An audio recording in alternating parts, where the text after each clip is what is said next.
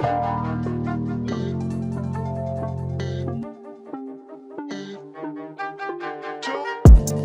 Monday, everybody. Sleepers Podcast, Monday, June 17th. Brian Ralph is with me this lovely Friday afternoon. That's when we're recording this. Carter is flying back from Florida right now.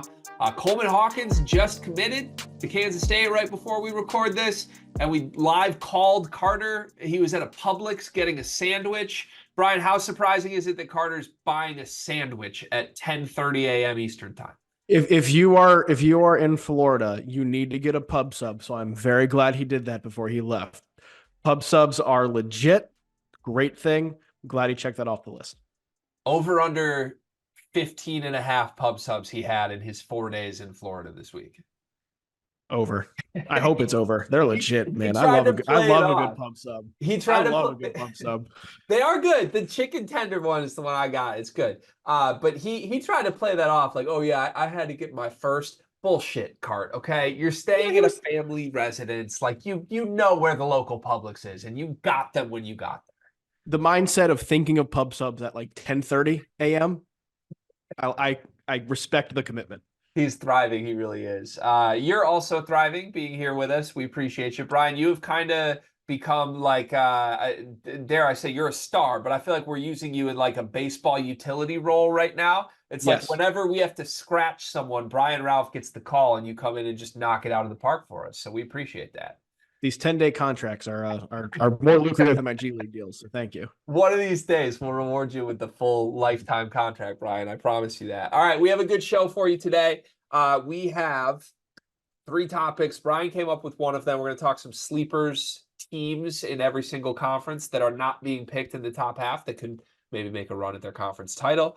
There's been debates on the top 100 players in the 21st century. Zach Edey was at 1. How crazy is that? Who should have been number 1? And then a fun question from a friend of ours on Twitter. What non-star player has a chance to become a breakout star in this upcoming season? So I'm looking forward to these topics, but we can start with a YouTube comment of the day. Carter normally picks one, Brian. I'll give you the opportunity to pick one if you'd like, or I can pick one for you. I am not prepared. So if you could, that would be great. That was not in my 10-day.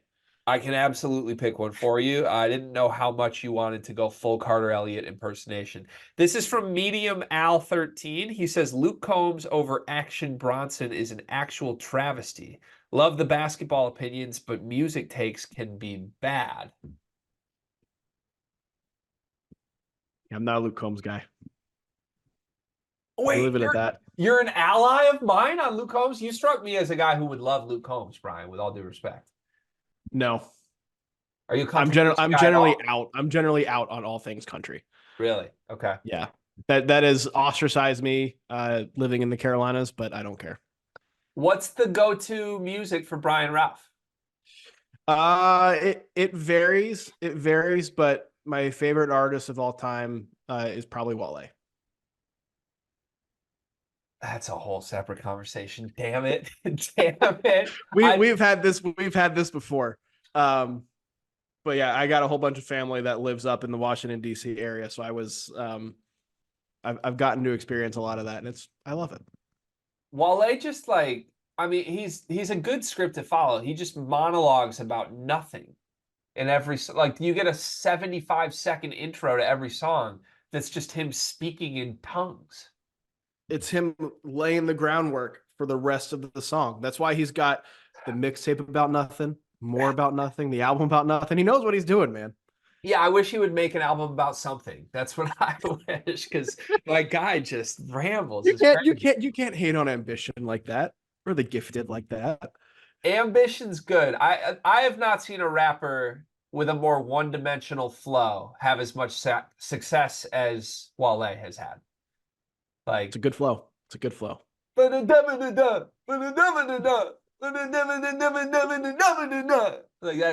a good cadence. It's good. We get it, but like, evolve a little, you know? All right.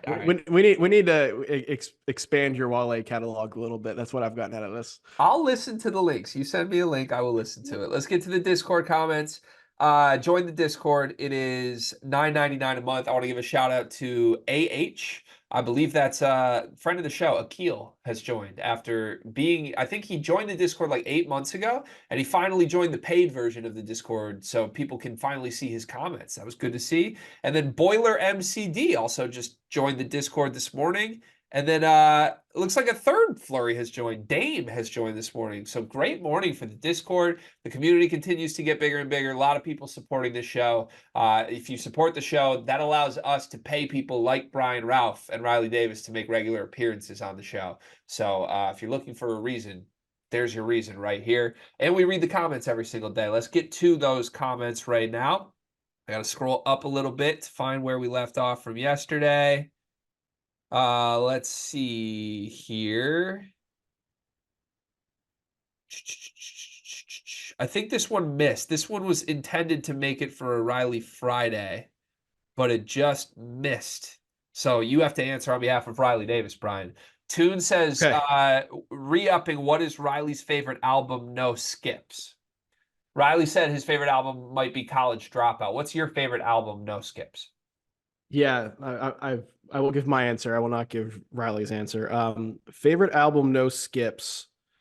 Might be Ambition. Might be Ambition. Yeah. We're gonna move on. Who are each of your favorite graduates who will be future Hall of Fame car salesmen? Basically, which seniors from last year of college basketball that aren't good enough to continue their basketball careers do you really like? Like as people? I guess if you're gonna buy cars from them. Yeah, like first team all car salesman. I always made the joke like, oh, he's going to be great in finance one day. Like those type guys. Brad Davison was one for years. With all due respect, friend of the show, Stu Douglas was a great one for years. Jack Golke was that while he was still playing. Yeah. So that's the easy answer. That is probably, he has a great personality too. He's really good at the media stuff. Trying to think of one that's relevant in our Big Ten world. Like Gabe Cups would sell a beautiful car. I'd buy something from him for sure. I gotta spit. I think Frankie Fiddler would be good. No, can't say he's gonna be overseas. Yes, I know. At the end of his career. He just signed with was it the Curry brand or something today? He probably did. He signed with some big brand today. I don't know. Mono CBB says if Usain Bolt and Joey Chestnut lined up for a 100-meter race, but they had to eat one hot dog before they could run, who wins? If it was one hot dog, I would say Bolt. If it was two hot dogs, then definitely Joey Chestnut. Yeah, I think it's not that hard to eat one hot dog, right? Like correct, but to get two down and the transition between them, like Joey would eat two in the time it would take Bolt to eat like half of one. Yeah. And that's enough seconds in a 100. How quick are you eating a hot dog? One hot dog, I could do it very quickly. Two hot dogs would be more of a challenge. So I could probably do 5 to 10 seconds. What do you think the total number is for like hot dog finished 100-meter race? Like, are we talking seconds? Like, what's the number? The number of seconds or the number of hot dogs that seconds? Like, what if Joey Chestnut won this event? What's his time? Got it. Or if Usain won the event, what's his time? 20 seconds. 20 seconds. Okay. 20 seconds. I think we can get there. Okay. This sounds like the real life. I don't know if people outside North Carolina know this, but have you heard of the Krispy Kreme run? Yeah. Yeah. This sounds like a real life like Krispy Kreme run. This sounds like a great challenge for us, or some sort of punishment for when Carter. Maybe that's the next bet between you and Carter is the loser has to eat 2 hot dogs and sprint 100 meters. It would be really good. Carter claims he can beat anyone that's ever been on this channel in a race. Also, I'd like to see him against Riley Davis in a race. I think Riley would surprise you first. I think Riley would fry him. Yeah, me too. All right, fun question there, Mono. Jay Hart says, if I went to jail, what crime would you assume I committed? So I golfed with Jay Hart in person. I met him about a month ago now, and this is the most interesting human I've ever met. He worked in a Michelin star like restaurant as a chef. Ooh. He's only a sophomore in college. He was an aerospace engineer for a little bit, and now it's just the most fascinating human. I think he would have pulled off some sort of heist, but gotten caught. Like he outsmarted himself and left a trail trying to be too cute. Yeah, that would fit. There's a lot of really high end stuff there Yeah. that has been dabbled in. Heist would be a good one. Yeah. Are you a heist movie guy, Brian? I am. I actually on a plane watched a documentary on Showtime called Catching Lightning, which blew my mind. I had no idea this happened. It was about a UFC fighter in the UK, Lee Murray, I think his name was, in the early 2000s, who also orchestrated the largest cash heist in world history. Wow. Yeah, I gotta check Took like that out. took like $100 million in cash. I'm a big heist That was a good guy. one. I like the Ocean's movies. Still some of my favorite rewatchable movies. So Yeah, Catching Lightning on check that Showtime. I highly recommend. we'll have to check that out. Scumbag Sully also wants to know what crime or crimes he would have committed. Crimes is definitely the better word for Sully. I'm thinking like stalking and then breaking and entering would be the two easy entry points. Sully's a big Kentucky fan.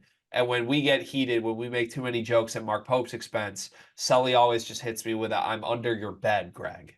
And I'm like, okay, that's terrifying. I have checked under my bed once to see if Sully's there. He is not there. Coleman's burner says, do any of you guys have a burner? I 100% think you guys both do, but you guys are just too smart to get exposed. Do you have a burner account? I do not have a burner account. Anything I want to say troll wise, I'm totally fine owning up to it and doing it on my own account. Okay. Yeah. I don't. I think this is going to seem suspicious with the way I'm talking right now. I don't have a burner. The closest thing to a burner that I have ever had, I'm kind of telling on myself right now, but I think this is hilarious, is I did create a Twitter account, which I actually just logged myself out of. I don't know if I remember the password, but it used to be called Andy Dogs with DOGZ. It was like an Andy Katz play.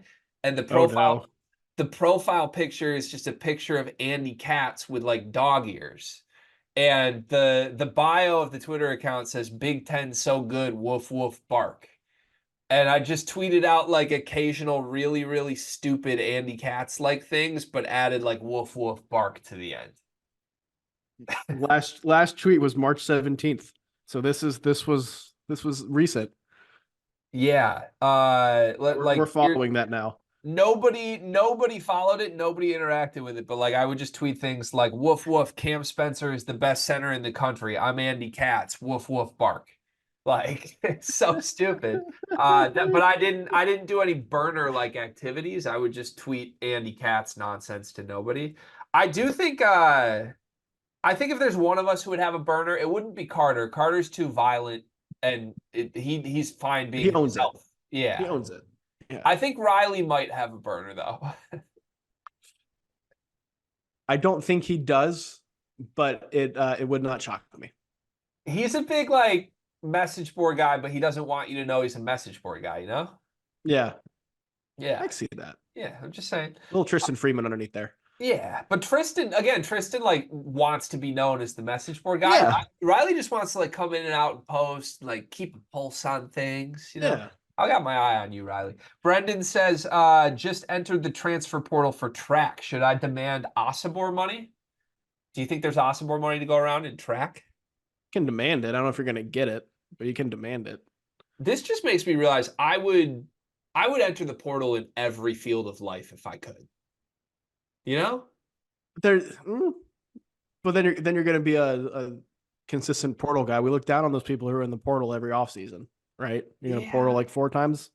I think we need more portals. This is a takeaway for me. Like, imagine if there was like, I guess like Indeed.com's a thing, but like, what if there was a job portal for regular people? Well, that'll just be the next Indeed. It'll just be called jobportal.com.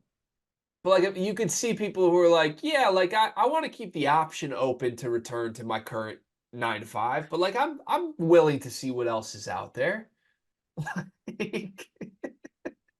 I would love to see how employers handled that. It'd be so hard. It'd be so hard. Now I would understand. What would you do if one of your employees entered the portal? It's the same thing as coach. Like your employees entered the portal. What do? Do you still give them sensitive information? Yeah, I need a raise. I need Coleman Hawkins money, otherwise I'm gone. It'd be so funny. Or like now I'm really getting myself in trouble here. Imagine if there was a marriage portal. Like Yeah, there, Ashley Madison.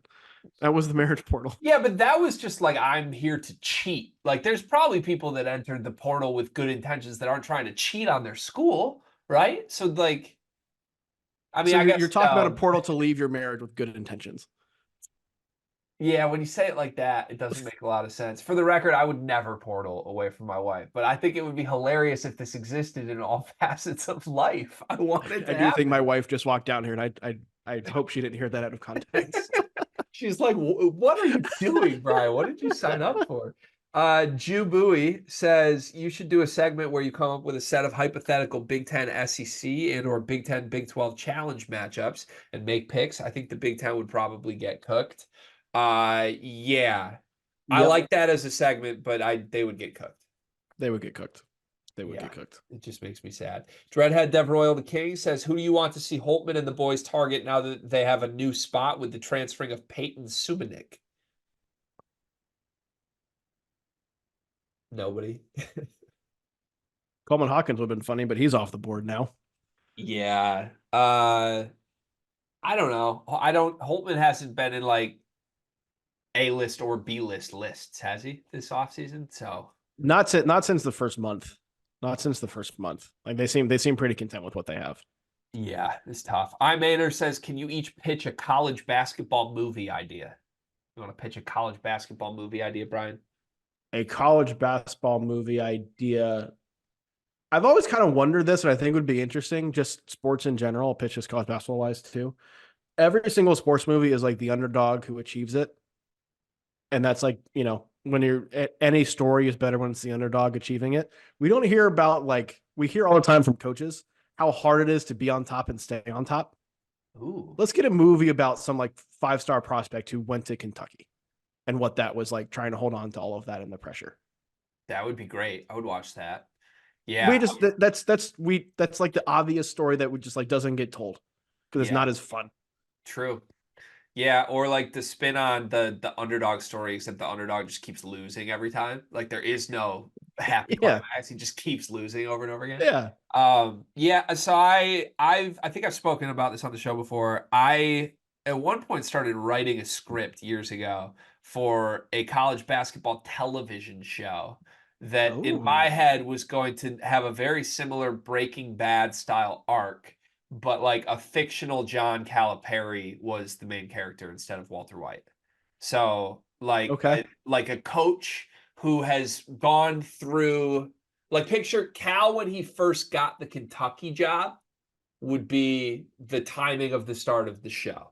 Like episode Okay. one, you're welcoming in the next hottest new guy that's on top of the college basketball world, who actually has like all these dirty demons to him, but public people think he's the greatest guy ever. And yeah, just I think there's a lot of ways you could do like every season of the show is a season of the team and crazy Yeah. shit happens. Probably has a scandal arc to it, you know? There could be some intersections there. I have written 2 pages of a high school college basketball prospect book. 2 pages. Ooh, We're 2 pages in. I need There could be some intersections there. We could I need find you a to way. finish this book, Brian, immediately with a quickness. Andre L says, saw some comment from Hurley calling Mahaney a combo of Tristan Newton and Cam Spencer. If Greg wasn't hot and bothered before, I'm sure he is now. Surely Hurley is an unbiased source. How many teams in the top 10 could trade their best perimeter player for Aiden Mahaney and improve? I think last year that answer is much more than this year because I think this year the top 10 is incredibly strong. I think it's going to be a really good year for like elite teams. Last year, I think the number could have been 5 or 6. This year, I think the number might be like 1 or 2. Do you think Aiden Mahaney would be the best guard on Houston? Not for the way Houston plays. I'm thinking like Houston, Auburn, Duke. I think UConn counts. I think he's the best guard on UConn. Yeah, I think if you're I'm thinking non-UConn. I'm sorry, but yeah, he's the best guard in UConn. if you're just doing like Kansas, if you're just doing DeJuan Harris and whoever plays the 2, give me Would Mahaney. you have a Mahaney or AJ Storr? I'm not counting him in the backcourt. I would put like, So Rylan Griffin. I mean, that's the thing. They're going to be playing like a Storr's 3. gonna play the 2. Do you think he's more of a guard than Rylan? If that's it to me, Yeah. I would say it's like Rylan Griffin or Zeke Mayo. Or this kid, the guy they got to replace El Marco after the injury. He's better than what's his face? I'm blanking on his name from Mississippi State. He's better than Moore. Yeah, Shaquille. Shaquille. Thank you. I know it was a SHA. I'm talking myself more into this. He'd be the best guard on Yeah. Gonzaga. He would be the best guard on He would be best guard at Gonzaga. Marquette. No one has him in the top 10. I don't know. I think Let he's me pull up my top 10 here. Let me pull up my top 10 here. Do it. We'll I'll get we can go to the next one while I pull this up. We'll come back to this. Okay, I'm excited for it. Let's see. Booby says, as someone who's been watching for months but not been in the Discord, my biggest thing has been the UCLA disrespect when it comes to Big Ten contenders. New to the conference, which I already think has a coaching edge that comes with unfamiliarity, but also this team is very deep and loaded up with transfer talent. Keep dudes like Dylan Andrews and Sebastian Mack.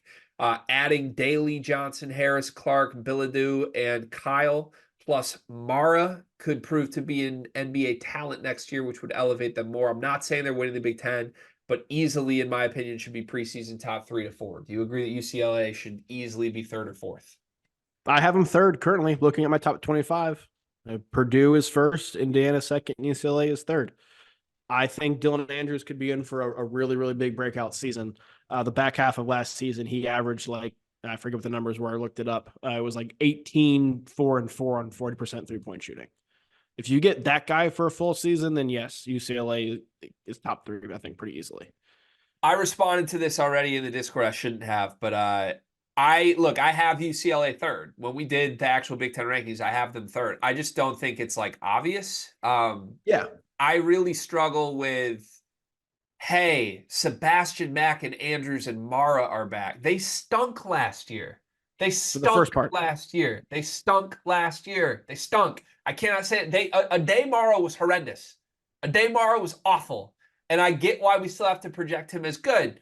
But he to me at least would have been a change of scenery guy to maybe have a Khalil Ware breakout type season in a new greener grass is greener situation. I like Sebastian Mack, and I agree Dylan Andrews was really good in the second half of the year. Riley Kugel was also great in the second half of the year a year ago, and then he didn't break out at all. And he came from a bad team to, he's the obvious breakout guy. Maybe not. Maybe it's just a bad fit. To me, the best transfer they added is Sky Clark. Does Sky Clark fix any of UCLA's issues? And is he a locker room upgrade? I just think there's a lot of issues here. I would have liked more turnover than they actually had. But like I said, I have them 3rd, so I don't think there's much to gripe about. It's just I don't think it's anything close to a safe bet. What do you got for your top 10 list? All right. So my top 10 is Alabama, Kansas, UConn, Iowa State, Baylor, Duke, Houston, Arizona, Gonzaga, and Auburn. I'm going to automatically eliminate Iowa State and Houston just because of their style of play. I don't think Mahaney fits that at all. He's not the best guard on Alabama. I think it's debatable if he'd be the best guard on Kansas, depending on how you. He'd be the best guard on Kansas. Want to put Store. Okay, so we'll do that. He's the best guard on UConn. I don't know if he's the best guard on Baylor. Depends on what you think of Edgecombe. I probably lean Edgecombe. I'm huge on Edgecombe. I'm absolutely huge on Edgecombe. If we're doing Baylor, I would rather say it's Jeremy Roach and Jaden Nunn. Edgecombe's not a 3. I mean, they play 3 guards. Right. If we're doing all these small forwards that are anyway, so questionable. We'll say between Baylor and Kansas, there's another one. Are we considering Alex Caravan a guard for UConn? Because then he's not the best guard on UConn. I think he'd be the best guard on Duke. Without question. I do not think he'd be the best guard in Arizona. I think he'd be the best guard on Gonzaga. You could argue Arizona. And I do think so. Yeah, I do think he'd be the best card in Auburn. So we're looking at probably like 7 teams. I want to have this exact same conversation in the middle of the season because what Aiden Mahaney is going to look like this year is going to look so different than what he looked like the first 2 seasons. Everybody's going to feel stupid except for me. Listen, I know I come out here and I throw takes at the wall and some stick and some miss violently, but this feels very 2 years ago Terrence Shannon to me, where anything he did at Texas Tech was not screaming best player in the portal, but you watch this dude play basketball and you imagine him in a new system that makes way more sense for him, and it's like he has special shit to him. Mahaney has been in the slowest team that wants to drain clock, has nobody who can create anything for themselves except for him, and all he's done is torch Gonzaga anytime he plays them. So now you put him in the best offensive system for a shooting guard on a team that is saying out loud he wants to be the number one option. Like Dan Hurley views that guy as his number one option. Are we going to sit here after this whole Lakers week? Do you know how many, right now ranting, do you know how many people did think pieces on Dan Hurley this week? There were 9,000 think pieces about how great Dan Hurley is, this gift to the sport. And these same people want to come back and say the guy who's going to be his number one option isn't going to be that good.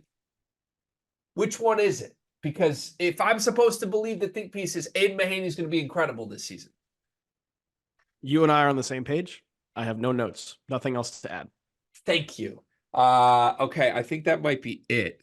Shout out to Booby, by the way, for rejoining the Discord and having a long back and forth with me in here. Final comment is Incendium, who says, on a scale of 1 to 10, how much of your Purdue content is a result of there being a high number of us Purdue fans who are paying for the Discord? I will gladly answer this question. It's a good question. I think it's pretty low. I think it would be the inverse, if anything. And maybe I'm projecting a little bit of what I want the answer to be here, but I would like to think that people are joining the Discord to support the show because we've been talking about their favorite team already.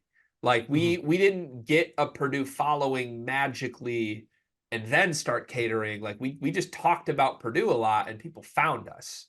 I think that same thing happened with Illinois. I think that same thing happened with UConn to an extent. And a very common thing with us and the way we try to entertain with all of this content, which I'm sure you're realizing after a year of working with us now, is oftentimes people are first introduced to us with something very negative. Like Illinois fans will find us because we were slandering them horribly. And then a week later, they'll come back to kind of victory lap or troll or like dunk on us when we're wrong. And then they'll realize the day that we're wrong, we are owning the fact that we're wrong and we're being unbiased about it and trying to be objective and admitting our mistakes. And then after you've gone through that cycle of like, well, these guys are hating, ha ha, they're so stupid. Oh, wait a second, I actually respect these guys because they owned it and they're pretty entertaining. That's kind of been our introduction cycle with Illinois, then with Purdue, then with UConn, then with Kentucky. Like you can go team by team through all the big fan bases. We go through that exact cycle. So I think we're obviously a Big Ten show. We cater to that audience because that's where our heart is for me and Carter. But we resonate with a lot of different fan bases, not just Purdue, that I think over time, hopefully will have the same level of growth and support that we see in the Discord. That's why we have Kentucky fans in the Discord. That's why we have UConn fans in the Discord. Arizona fans are starting to join the Discord. So I hope that that's the real answer here. But it might just be hope from my end. It may be a mix of both. Well, I will say too, like Purdue has been the main topic in the sport for 18 months now.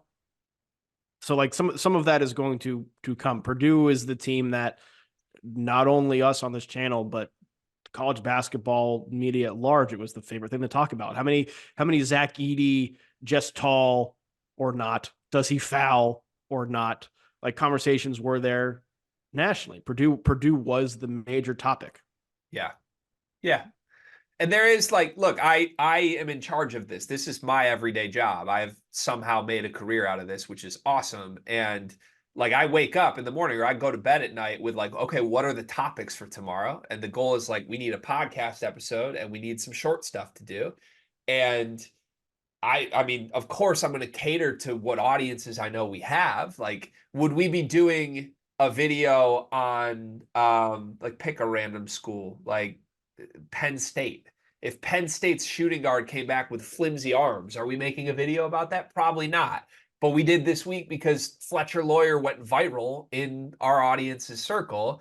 But at the same time, like a summer ago, one of the first big Purdue things we did was we were complaining that Braden Smith was left off the top 25 list of players in the Big Ten. Inside the Hall and Hoops did it. And I love Inside the Hall. I love Hoops. But they missed. And Carter and I were like, this is one of the dumbest things we've ever seen. And so we bitched about it for a whole week. And then that's how Purdue fans first found us. And that wasn't content to serve an audience because we didn't have the audience yet. It was just something we felt passionate about. So it's kind of a mix of all of it. You cater to the people that come to see you, but also people find you as a new audience every time. And I will say this, I am much, not more, but I am very focused on trying to find new audiences as much as I am catered to the current audience, because the only way this grows and gets bigger and becomes an actual company is if we find 17 more Illinois and Purdue's beyond just the two that we currently have. So there you have it. There's the comments for today.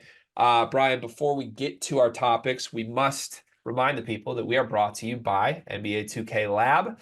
All month, we've been working on NBA draft content. Brian's been a huge part of this. We have 75 players on our big board, and we've made 150 videos, scouting reports and player comparison videos. It's been a lot of work, but it's been a lot of fun.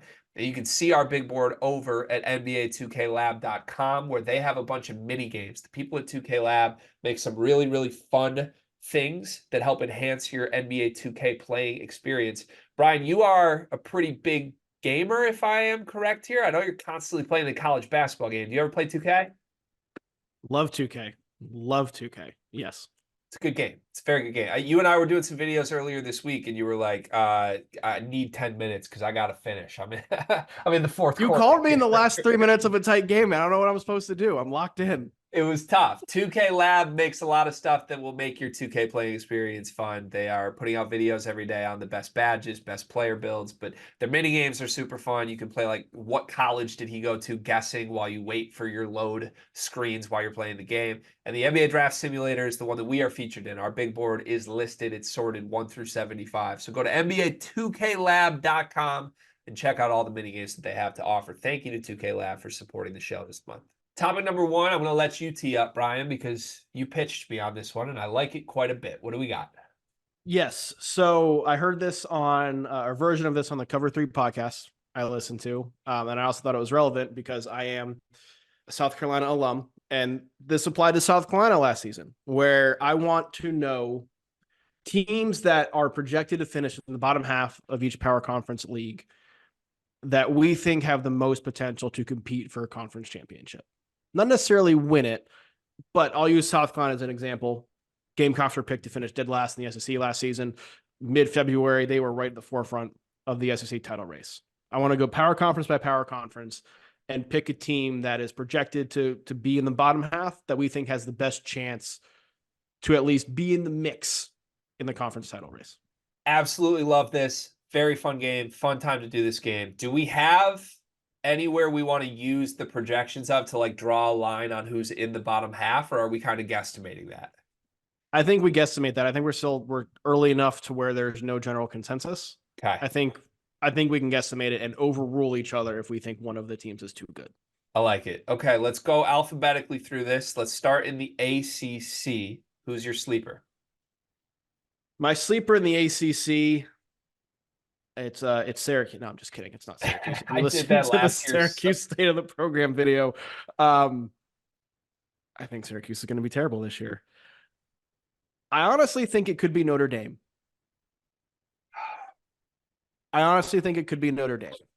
Notre Dame was a team last season that was really bad at the start, improved a lot throughout the course of the season. The way that Micah Shrewsbury plays that style is unique and difficult to defend. Looking at their roster, there's not a ton to really like there. I do like Marcus Burton a lot, though. And given how weak the ACC is, I think there's a chance for a team to really leap up there and be the fourth or fifth best team in the league Like, let's say a lot of people are penciling in Louisville as making that jump this year. They're not in this conversation. But let's say things with Louisville don't work out. Virginia's transfers don't hit the way that they could. I think that leaves things pretty wide open, and Notre Dame could be a team that makes the jump just with style of play. I want to believe in Shrews like massively. Like year two was the year it happened at Penn State. You're right. You're right. The Carey Booth departure was ominous to me. And look, I'm not a huge Carey Booth believer, so I don't want to like make the argument that they can't do it because they lost Carey Booth. But to me, Booth was like the perfect talent upside year 2 breakout guy in a perfect system for him. And instead, he transfers to a program where I don't even know if he's going to play that much. That feels really ominous to me. Like, how is Shrews not able to keep a guy who has the perfect stretch 4 skill set in his offense? You just don't want to lose guys like that. As good as I think Marcus Burton is, I don't really believe in anything else they have with Carey Booth out of this. And Braden Shrewsbury was good too. Braden Shrewsbury is playing because he's Micah Shrewsbury's son. They would be so much better if he was not their second best player. So I want to believe in it. I just don't like what they did this offseason enough. Can we eliminate the teams that I'm not allowed to pick here? So no North Carolina, no Duke. Rattle off the other teams I'm not allowed to pick here. I would say no Louisville, no Virginia, no NC State. Am I allowed to go like Miami? Am I allowed to go Wake Forest, or are those upper half too? I would consider them upper half. Like I say, those are the two I want to go, but it feels really dicey to the cut line. Yeah. Like they're going to be at this point in the season obvious holes with all of these teams. That's why they're projected to finish towards the end. It's an exercise to see like if things break right, where is there some potential upside? Yeah. Okay. Am I allowed to pick the team that was in the Elite Eight last year that's not NC State? You can pick Clemson if you would like to pick Clemson. I'm going to pick Clemson then. I think, okay, PJ Hall was great. He was really great. How great was he, though? Like, he was really We had these conversations. He's really productive, right? I know he was really productive, and Joe Girard actually did open up a lot of things for them. I think them getting Chase Hunter back was insanely massive, and nobody's really talking about it. I loved him. I thought he was dominant in the NCAA tournament, not just good, dominant in the NCAA tournament run. Victor Locken is a dude like I really do believe in. I liked him a lot at Cincinnati, and I think like as a PJ Hall replacement, you could find a lot of worse players than him. To me, Shefflin could be in line for like an actual breakout season, though. I made this point when we did the PJ Hall NBA scout video with Riley. They actually went to Shefflin more in big moments than they did PJ Hall. Like when they needed a bucket, it was like, here's Shefflin. And I think that means something. He could be really good. Outside of those three, I think there's a lot of unproven marks, but maybe this is Brownell getting over the hump and people are going to kind of write them off. Like the fact that they made the Elite Eight run, returned those guys, and aren't a top half team in the ACC is crazy to me. Surely not a consensus top half team in the ACC. Yeah, they're going to be solid again because Clemson is generally always solid. Yeah, that's the floor for sure. Okay, let's move to the Big 12. Again, I kind of want to define who we're allowed or not allowed to pick on the front end for this. So I would assume no Kansas, no Houston, no Baylor, no Iowa State. Those would be the guarantees. No Arizona. I also had Texas Tech and Cincinnati ranked in my top 25, so we're going to cross those off as well. Okay, so we're saying available for this pick then would be BYU, Kansas State, Oklahoma State. I think we need to establish Kansas State because I would since the Coleman Hawkins commitment, I would take Kansas State off the table or they're the easy selection. Okay, so BYU, Oklahoma State, UCF, Arizona State, Colorado, Utah, West Virginia. I'm going with TCU of that group. And again, none of this feels good because you're picking a projected bad team, particularly one led by Frankie Collins. But for what TCU wants to do, they loaded up the transfer portal with a bunch of versatile athletic, quick guards that like to get downhill. I really think Vashawn Ellett, the Old Dominion transfer, has a chance to be a star in the Big 12 at some point in his career if things go well at TCU. Is there a world where Ernest Udeh Jr. finally delivers on his potential this season? Perhaps. I just think the way they play, there's enough chaotic agents on this roster to where maybe they catch fire for a month and get in the mix. I don't hate that pick. They're coming to play Michigan. We got a home and home, so Frankie Collins has to come back to Ann Arbor. Make sure we bubble wrap the backboards, people. I'm going BYU. So you and I are on very opposite ends of the Mark Pope spectrum. We're gonna do this dance forever, Yep. Brian. I look forward to it. You know what? I'm gonna hold you to the fire right now. You told me about 2 months ago that nobody could get recruits to BYU. It's BYU.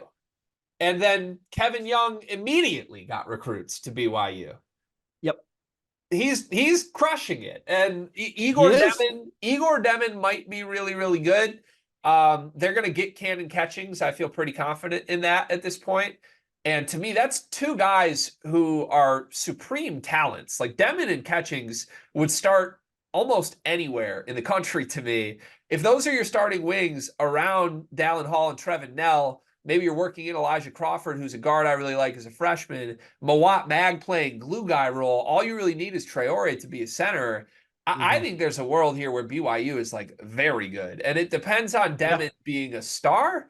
But I think everyone's going to assume step back because they lost Mark Pope. They already just got a talent upgrade losing Mark Pope. So here we are. There was a video that we did, you and I did, before Devin committed to BYU, when BYU had entered the mix with a rumored deal.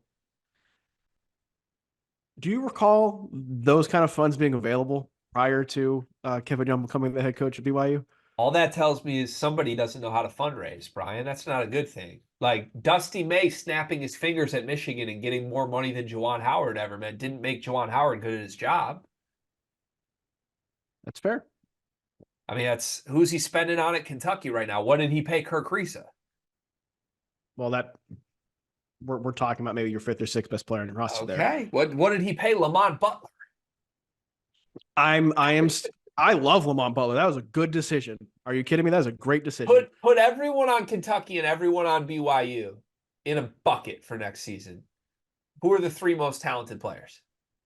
Talented or who will produce the most? Because the three who will produce the most are all Kentucky players. Give me talented. Talented, probably. It's a 2-1 split, and I think you could argue who's the two. Okay. All I'm saying is Kentucky's two most talented players next season didn't start for their teams last year.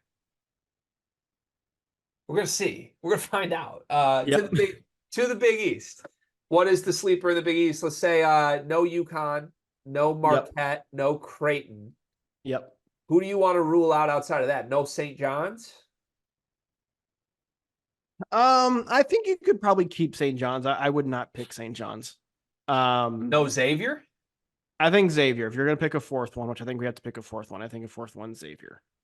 Okay, so those are the only four we'll rule out. Outside of that, pretty wide open. I think of those other ones, I would go with I just had it. I would go with Providence. I like Kim English as a coach. I like what he brought in. You're getting Bryce Hopkins back, obviously.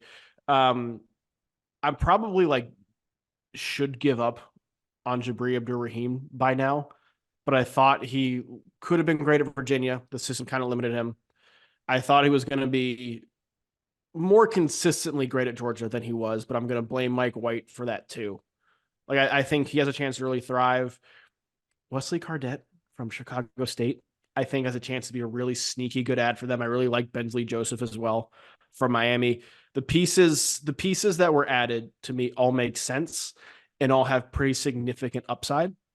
I think if Kim English is as good of a coach as I think he is or think he can be, this is the year to get the most out of those guys, which would put them, I think, maybe not in the mix with UConn, but potentially being in that second tier.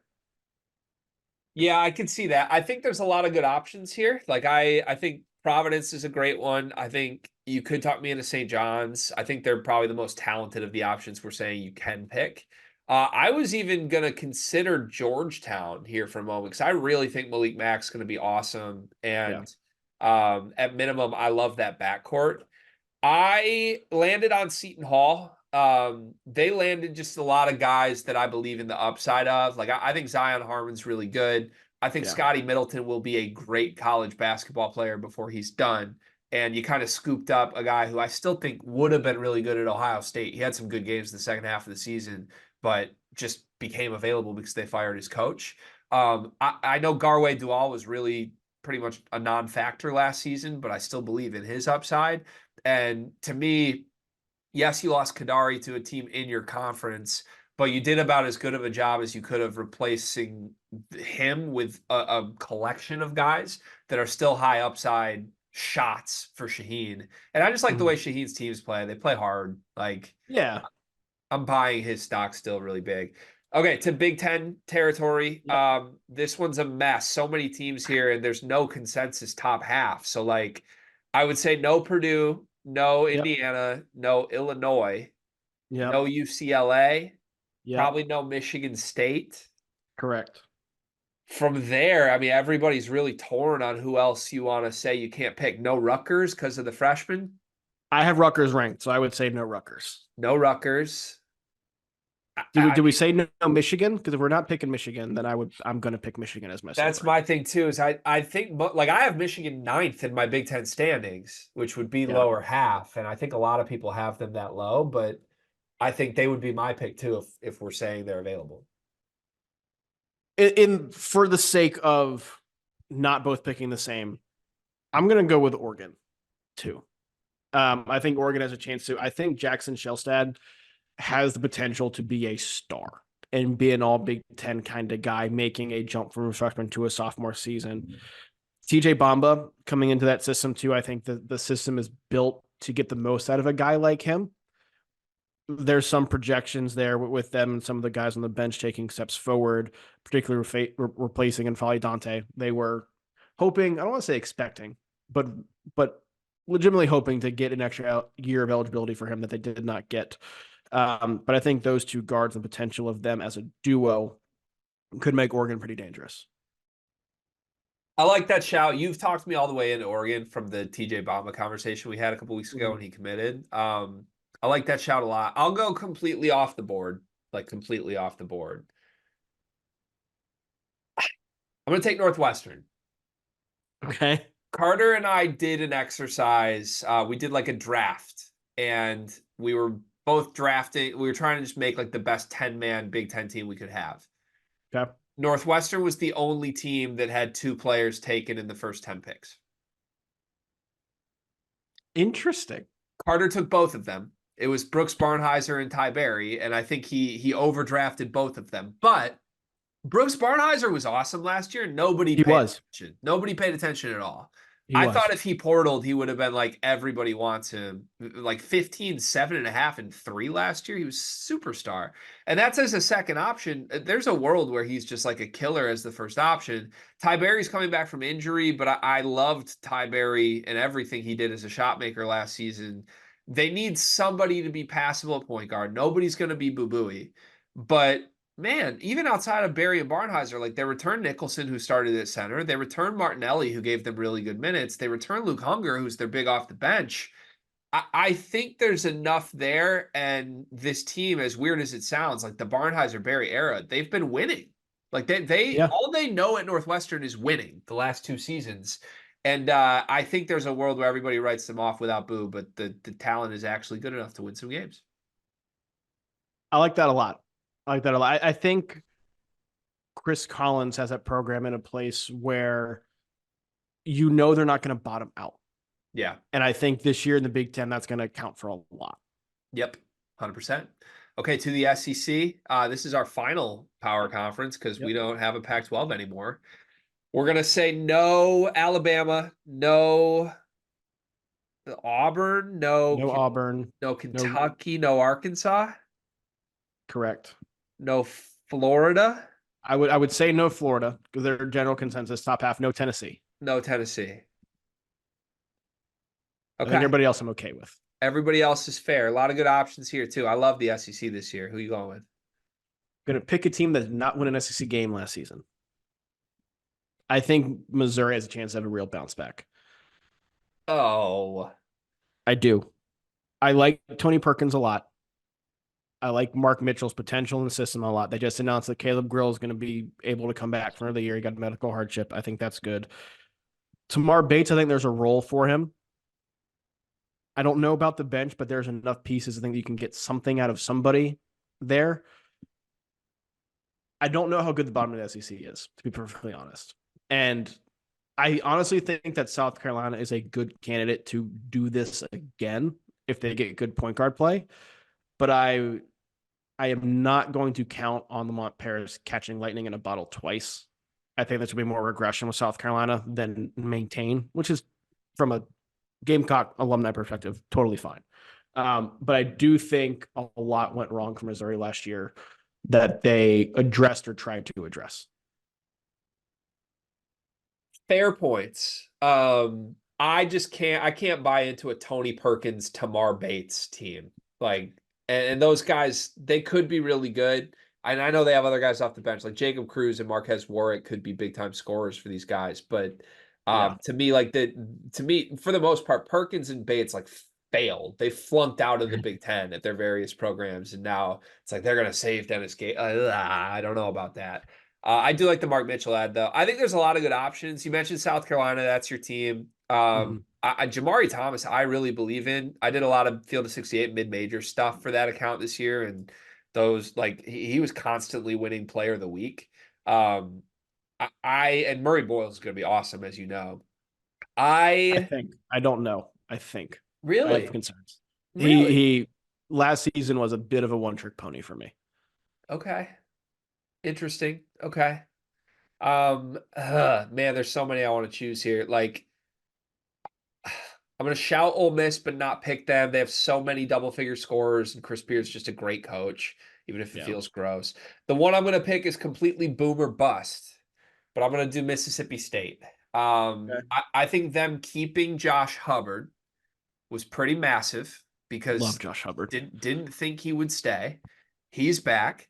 You pair him with Josh Hubbard light, Kanye Clary, who, yeah, there's issues with Kanye, but if you believe in Kansas State, I think you should believe in Mississippi State because Clary, Kugel, and Hubbard is an absurdly talented guard trio that Yes. will match up with like the Arkansas of this conference. It just needs to hit, but I think Jans has kind of earned the benefit of the doubt at this point to Yeah. at least give him a shot. I think he's a good coach. They need a front court answer, and I don't know what the answer will be, but I trust Mississippi State's talent to be the upside pick here. I think that's fair. I Josh Hubbard, we might get to this. We may be hearing Josh Hubbard's name a little bit later in the episode. Interesting. All right. That was a really fun exercise.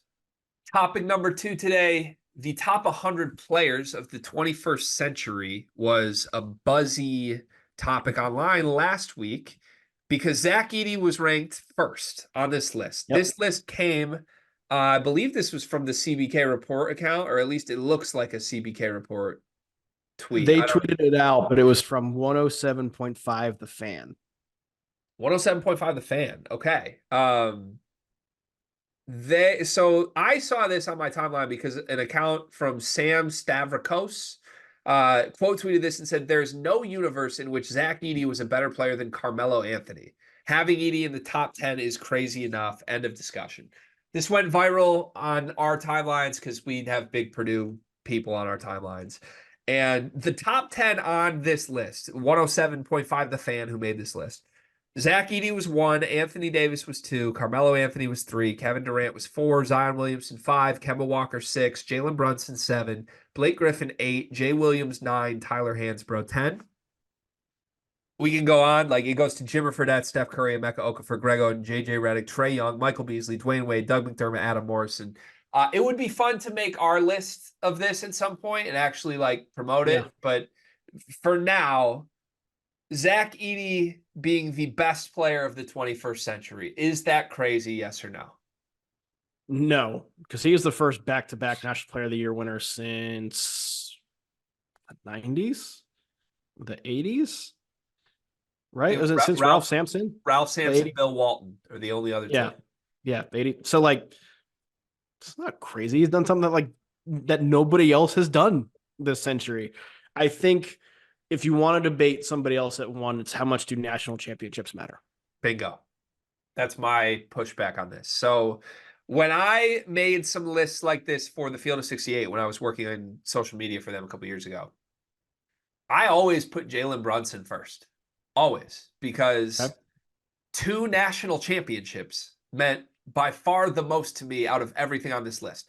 If you won National Player of the Year and you won Yep. 2 championships, who is matching that resume wise? You're just not you can't find me a player. Nobody on the Florida teams won. Yeah. Do you get into any of the Steph Curry stuff though, where he didn't win Final Four MOP and wasn't, you could say, like the best player on those teams during the runs? He was the best player on the 2018 team, but do you get into any of that? I don't. Okay. Personally, I don't because I think being the best player in a 2-game sample size is a lot less important to me than being the best player over a full season. Fair. And that year, whatever year that was 2018, whatever year it was, Villanova won the second title. 18. Yep. Jalen Brunson was the best player in the country the Yeah. whole year. So, like, with all due respect to his Villanova teammates who were great, that team was loaded. We know that. Like, you have to have an era or a year to be a top 10 guy this century that's like, that was the blank year. The Jalen Brunson year was a thing. And then he also won another national championship. Edey is special and deserves to be near the top of this list because there were 2 Zach Edey years. There was the Zach Edey year where Zach Edey lost to a 16 seed. And then there was the Zach Edey year where they lost to UConn in the national championship game. The biggest gripe against Zach Edey that I have, or anyone should have at this point, is that the Zach Edey era, what will be remembered as the Zach Edey era, is actually the Dan Hurley era. And I don't know how to square that because the 2 seasons that this man was the most dominant force we've ever seen, we saw a more dominant person cut down the nets twice. And Edey had his chance at him. He had a 40 ball. He was individually flawless, but still didn't get that resume mark. It's tough for me to add up. Well, that's the difference, right? I think you can make an argument either way. It's how much team success matters because he took that team to the national championship game and he put up historic numbers in that championship game that nobody else has ever done before. And they lost because everybody else stunk up the joint. Do you hold that against him when discussed? Because if Braden Smith makes a couple threes, if Lance Jones makes a couple threes, I don't think the outcome of that game is different, but it might be. It might be. And then I don't think it's a debate. Yeah. And so essentially you're saying that he is not number 1 because of what other people did. Yeah. I hear that. And you're right. It's a good point about like, he should be remembered for being the guy that got Matt Painter over the hump. Like that alone is a massive accomplishment. Like taking a guy who had a reputation as one of the biggest underachievers in March and spinning him to the national championship game where you put up 40 is crazy. This list had Tyler Hansbrough at 10. One of the biggest things I've heard when people just try to evaluate Edey the player and his Hall of Fame greatness, like I called him the best player I've seen in my lifetime. And people were screaming at me, did you not watch Tyler Hansbrough? You're 30. Where were you? To me, Zach Edey was better than Tyler Hansbrough. But Tyler Hansbrough was the second best player I've seen in my lifetime. I don't know how he lands 10th on this list. What does that feel like to you? I think he should be higher than Blake Griffin, certainly. Now, I don't think Blake Griffin's college career gets enough credit because that dude was ridiculous. If you want to see some fun basketball, go watch highlights of the game where Davidson played at Oklahoma with Steph Curry and Blake Griffin. Yeah. Like it's a video of the ESPN highlight, and on the like recap where they have the score and the stats, they both had like 40 in that game. We're just like, oh yeah, great games for Steph and Blake. That's absurd. Anyway, he should be ahead of Blake. I think you can make cases. He should probably be ahead of Zion too. But like the cases for Zion, KD, and even Anthony Davis too, to an extent, were just how absolutely dominant they were. It was easy to get overwhelmed with the Zion hype and the Duke stuff, but we haven't seen anybody before or since have the kind of impact that Zion would have on a game. Yeah. Kevin Durant was the first freshman to the National Player of the Year, which now doesn't seem super duper crazy, but he also averaged like 26 and 11. Yeah. It's 26 crazy. and 11.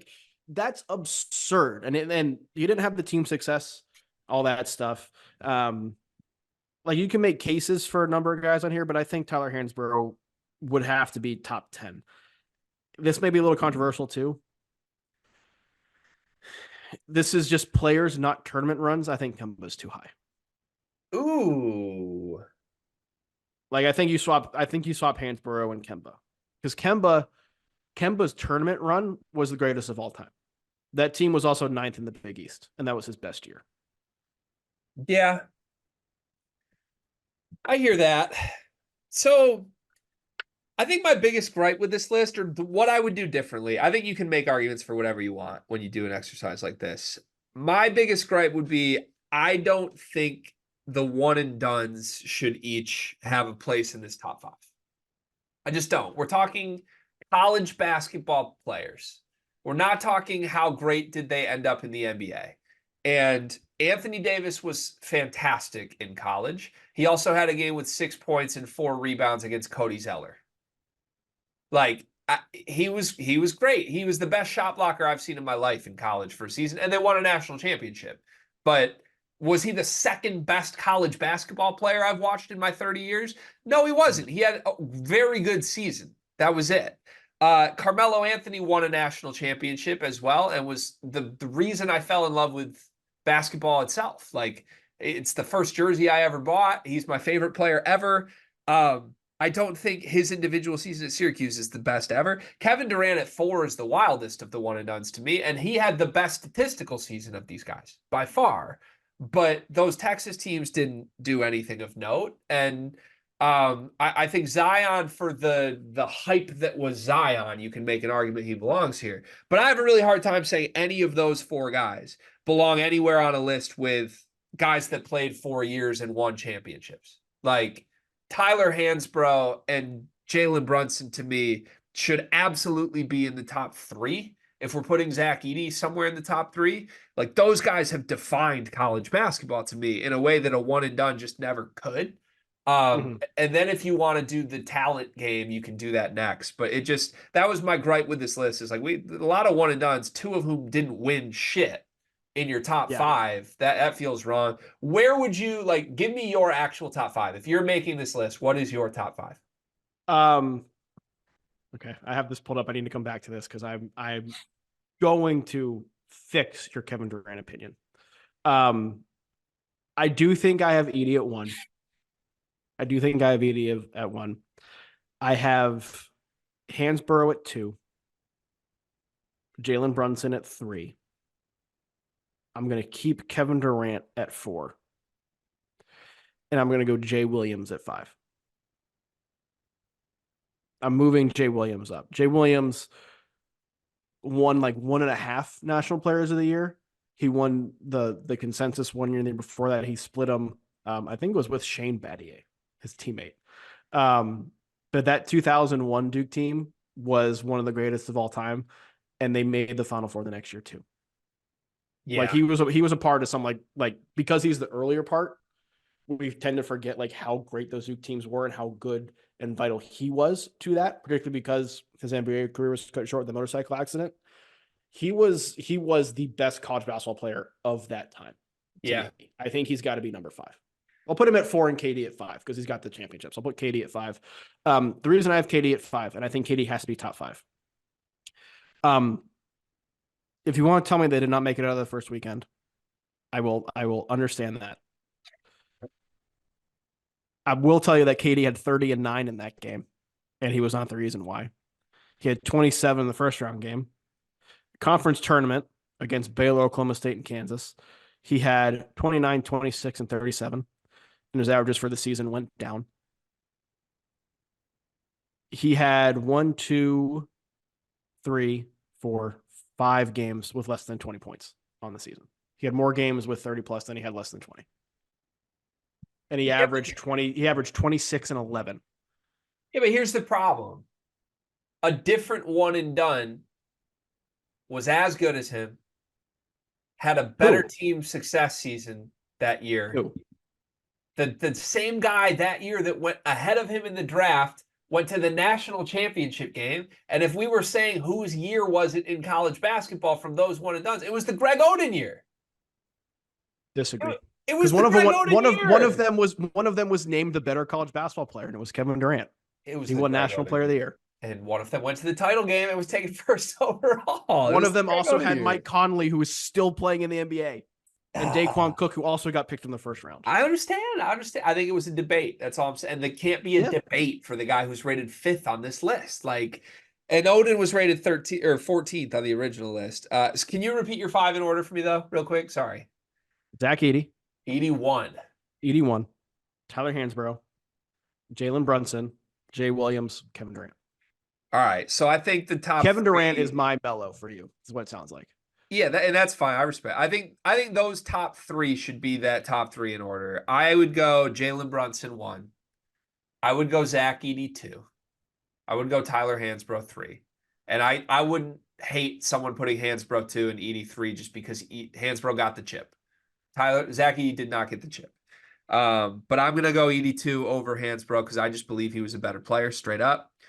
From there, I really think it's so messy. Like, I don't feel good about putting anybody 4 here. I'm going to put Jay Will 4. You talked me into Jay Will belonging. I will pound that table.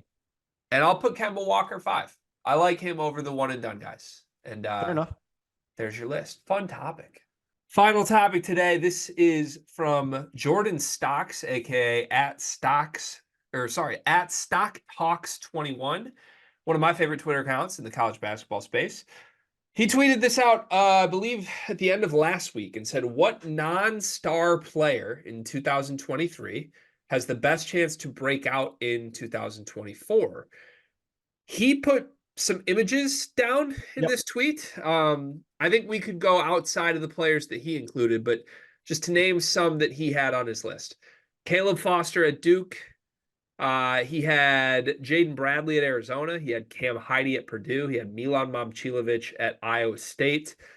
Plenty of others, including one that you immediately identified verbally to me when I said we wanted to do this topic. So who do you think is the most likely breakout star that was absolutely not a star last season? Yeah, I think Jaden Bradley is a good pick, although I'm not as convinced that's going to happen with Caleb Love returning because I don't know if there's just enough shots to go around that will go around to non-Caleb Love players for that to happen. The first player that is pictured here is Jizzle James from Cincinnati. He comes in, sophomore season now, was a highly regarded high school prospect. People expect Cincinnati to take the next step, and the Big 12 is very, very tough, but they're looking like a preseason top 25 team. Borderline, some people have them in, some people have them don't. I do. It's Wes Miller's 3rd season with the Bearcats. I think a lot of that hype is based on their young guy taking steps forward, and they need to start to do that. And Jizzle James has the best chance to become that star. He's going to have the opportunity to. I really like that a lot. I think he's one of my picks. The other one we talked about earlier in the show is Josh Hubbard at Mississippi State. He was a very, very good player last year, and those in SEC circles, I think, saw him as a budding star, particularly with the way he played down the stretch of the season. But he's somebody this year I think could become a more national star. I think there's a real chance he strings together a couple 30-point games, a couple 25-plus point games, and get some legitimate national headlines. Like, you're looking for a power conference player that could lead the country in scoring or be among the country's top scorers. Josh Hubbard, to me, is a guy who could do that, which would make him, I think, more of a national star than he is. I like the Josh Hubbard poll. So of the 9 that Jordan Stocks originally tweeted, Cam Heide is the one I want to pick, but I think star is the term that keeps hanging me up because I think Heidi's going to go from like a non-factor 3 points a game guy to one of the best players in the Big Ten. I just don't think he's going to be the star on Purdue. Braden Smith's the star on Purdue. So to me, that sort of disqualifies him. We need somebody who can at least carry the star power, be like the the star number 2 to the star number 1, and I don't know that Heidi's going to be asked to do that this year. Momcilovic is one I'd love to pick, but I kind of feel like he's already a star. He just wasn't used as a star. So And I don't think his role is going to change. yeah, You know, yeah, for sure. The one on this list I do land on, Emmanuel Sharp, I think is going to be Houston's best player. And yeah. that goes a little bit in line with how I felt about LJ Cryer. I've been underwhelmed with him for the last couple of years, and I think he's good. I don't think it's best for Houston if they need LJ Cryer to be their everything. Sharp had some huge games down the stretch of the last season that I'm hopeful with Jamal Shed out, they're going to ask him to do more, keep LJ Cryer in a complimentary role, and I like that. The other thing, like when I try to define who's the like out of nowhere guy to a star, the name from last year that comes to mind for me is Marcus Damask, where it's a guy who like was a star at a lower level and then comes in and is a star at the next level. And you can do the same thing with Dalton Connect, although to Yeah. me, Damask was more out of nowhere. Like I feel like Connect at least had a reputation of like, oh my God. When Damask committed to Illinois, I mean, I was slandering the commit, and even Illinois people weren't expecting like first team all conference. So the name that comes to mind for me for that this season is one I haven't heard many people talk about. It's Darlin Stone Dubar at Tennessee. I adored this kid's game last season. I mentioned I did the Field of 68 mid-major account stuff. He so frequently was like headlining huge games that like we would make a graphic specifically to point out this dude's killing and nobody can stop him. And everybody's in on Lanier at Tennessee. I am more curious with Tennessee. Lanier's got to beat out Zakai Ziegler and Meshack. Like those guys are the backcourt right now. Dubar to me has a more obvious role. There's no other wing-shaped player that Tennessee really wants to play. Even consider Jordan Gainey an option that's going to have to Lanier prove himself over. I think there's a world where Lanier's in a smaller role than people expect, and Dubar is the featured option this year in Connect's shoes. I like that pick. I like that pick. Similar kind of mold, JP Pegues, excuse me. Furman transferred to Auburn. Yep. Won a tournament game with Furman. Was a star at Furman, a star in the SoCon. He's somebody who I think has the potential with his style of play and the way Auburn plays to come in and have like maybe not first team, but an all conference kind of season because he's gonna be one of the featured guys in that backcourt. Yep. I also want to give a little love to my rival quickly before we wrap. One of Jeremy Fears and Xavier Booker is going to be a star, and I don't know which one it is. I think there's a world where Booker busts more than there is a world where Fears isn't good. Now, Fears is coming off a gunshot injury that shut his whole season down last year, but the Fears family itself, I'm super high on. Jeremiah's tearing up Team USA stuff right now at the younger level. Jeremy Fears projects as a 4-year guy at Michigan State, but there's a reason Tom Izzo didn't even try to get AJ Hoggard back here. The same offseason he's losing Tyson Walker, Tom Izzo's like, no, I don't want the guy who has gotten me 6 assists a game for 3 straight seasons. That should be pretty obvious to everyone how he feels about Jeremy Fears. And Booker was a McDonald's All-American talent that just didn't get opportunity last year. With Malik Hall gone and the minimal ads Michigan State made in the front court, he has to get opportunity this year as a sophomore. So to me, if not both, one of them will be really, really good. I won't put my finger on which one I think it is, but I think we feel bad. We feel stupid at some point where like these guys averaged 3 a game last year. One of them is like an all Big Ten player that we should have seen coming. For sure. For sure. Fun topic. Okay. Let's get to our one big thing to close the show. One big thing presented by nobody today. Brian, I can go first if you would like to buy a little time here. Go right ahead. I want to praise an actor for a moment. I want to praise Mr. Glenn Powell, because I thought Glenn Powell was gimmicky. I thought he was just like the handsome face. I didn't think there was a lot of substance there. Why am I speaking on this? I watched Hitman on Netflix last night, which Glenn Powell is the star of. It's his second huge movie of the summer after Anyone But You with Sydney Sweeney. And this man is versatile, Brian. Let me tell you, this role, first off, he like co-produced this. He helped with the writing on this. It was a great movie, really fun watch. Highly recommend if you're looking for like a rom-com type little Friday night movie under a blankie with some homemade popcorn. He carried this thing from start to finish. He was like narrating it. He had to be in disguise, like in multiple costumes the whole time. Apparently, he would just show up on set and make his own costumes. This man has charisma. He has acting chops I didn't realize. And obviously, he's one of the most handsome men on this side of the earth.